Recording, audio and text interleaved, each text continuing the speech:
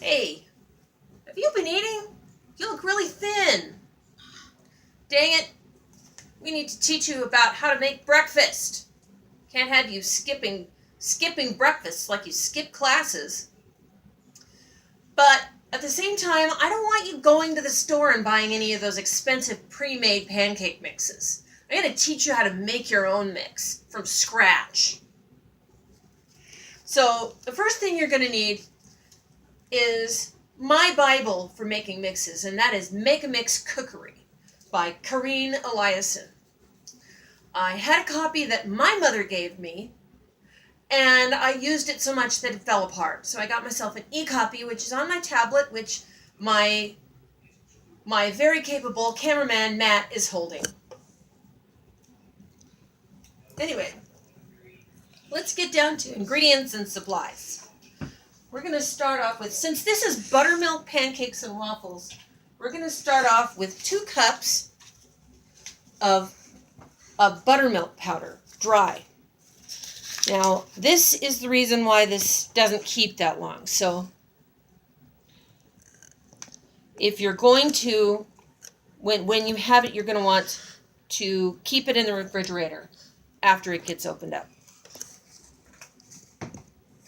Okay, you're going to want 8 cups of all-purpose flour. If you want your pancakes and your waffles to be whole wheat, then substitute half of your flour for whole wheat flour. It works just as well.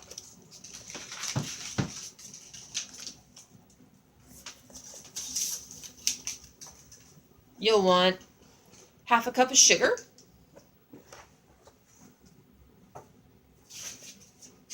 8 teaspoons of baking powder, 4 teaspoons of baking soda, and 2 teaspoons of salt. You're also going to want a large mixing bowl, some measuring cups and spoons, a whisk, a chopstick or other leveling device. I like to use a chopstick because it's a lot easier than say a table knife to use for making things be level, which you want if you're baking. And of course a scoop for moving your mix into your container. Last but not least, speaking of containers, you're going to want a large container that should hold at least 10.5 cups of dry mix. This does not need to be refrigerated, but it should definitely be labeled. So what I've used is just some sticky paper, some tape, and a Sharpie. But you can print out your own labels if you like. Make it as nice as you want, or you can use one of the self-sticking labels. Either way, it should work for you. Oh yeah, and you'll want it to be airtight. This particular recipe keeps for 6 months. So be sure to put the use by date on there. And the reason that it keeps for only 6 months is after 6 months, your buttermilk powder will harden, which will make it harder for you to use. So trust me. After 6 months, throw it out. I know, I've taught you not to waste food, but you're on your own now, and I don't want you to get sick. So, let's make some mix. Matt, come on in here. I need close-ups. My bowl is wet. Pause. In your water. Oh, okay. Okay.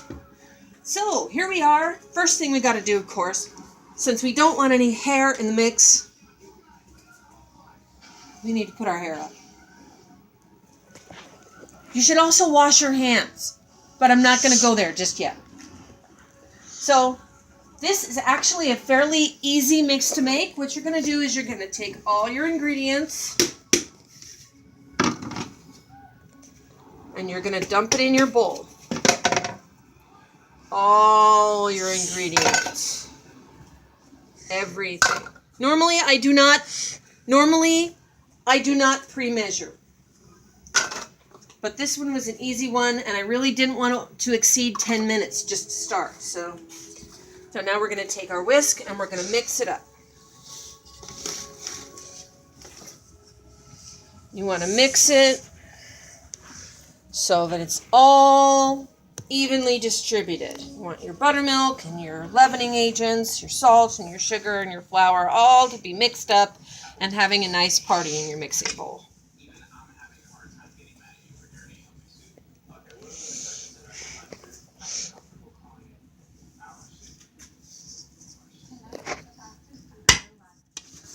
All right, there we go. Now the last thing, of course, that we need to do is shovel our mix into our storage container. This could actually take up the bulk of the 10 minutes.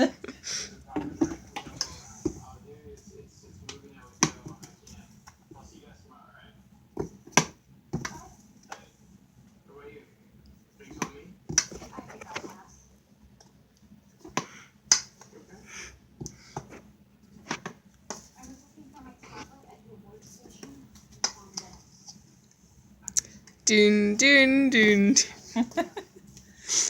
All right. Since this is a dry mix, you can also just throw everything into the container. I wasn't sure it would all fit. So if you're sure your container is the right size, just throw it into the just throw it all into the container. Pop the lid on and shake it up. And you're done. Tomorrow, we will be making pancakes. So I'll talk to you again soon.